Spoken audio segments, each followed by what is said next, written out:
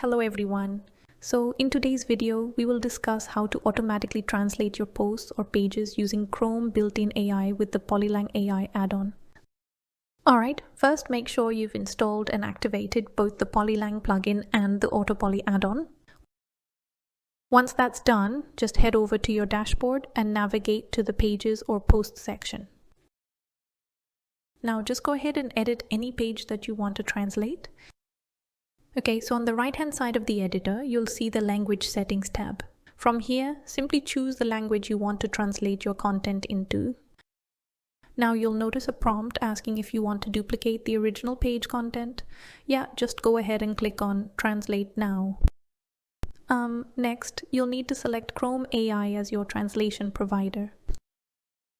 At this point, a new tab will open up. Here, just click on Translate button. Alright, once you do that, the translation process will start. Just give it a few moments. Okay, so now the translation is complete. Update the content. And yeah, make sure to quickly review everything and adjust anything if needed before publishing page. And that's it.